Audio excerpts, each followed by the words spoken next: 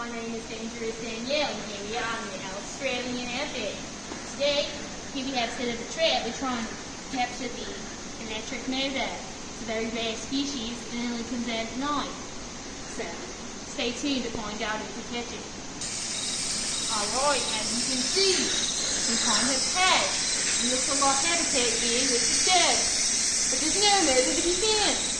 We'll have to wait. Can you hear that? It sounds like the motor is converting the chemical energy in the batteries into electricity. Crikey! The motor was quick, but we were quicker. Hey guys, alright, so to assemble your motor, that's the first thing you have to do is assemble it, and it's pretty simple. It's all held in by screws. Make sure the magnet is in the right location. Let's see this. Make sure the magnet is in the right orientation. The biggest part is these commutators. Make sure they have enough pressure on them to spin. The more pressure on them, the faster it'll spin. So make sure you have those contacts right.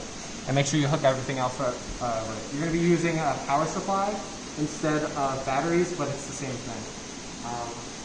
So after that, you're going to calculate the efficiency. So you're going to be using power efficiency, which is power out over power in. So to get power out, the efficiency of the motor, you're going to use this equation.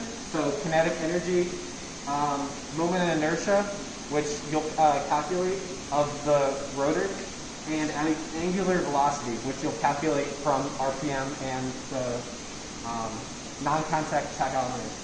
So you want to convert RPMs to the angular velocity, and that's how you get that. And then you can measure out and calculate the moment of inertia.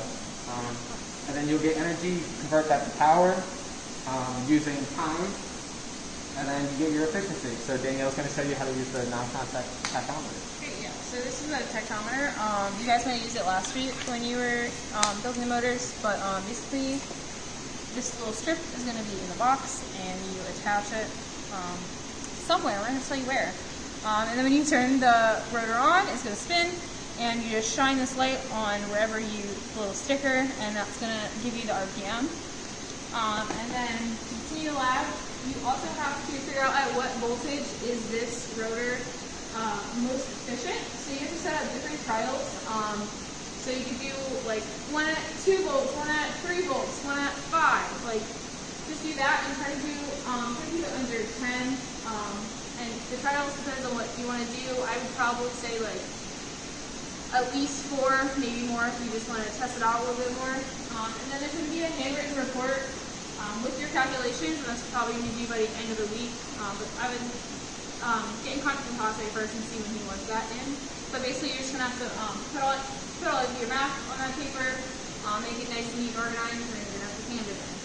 So yeah, I think that's everything for the lab. Yep.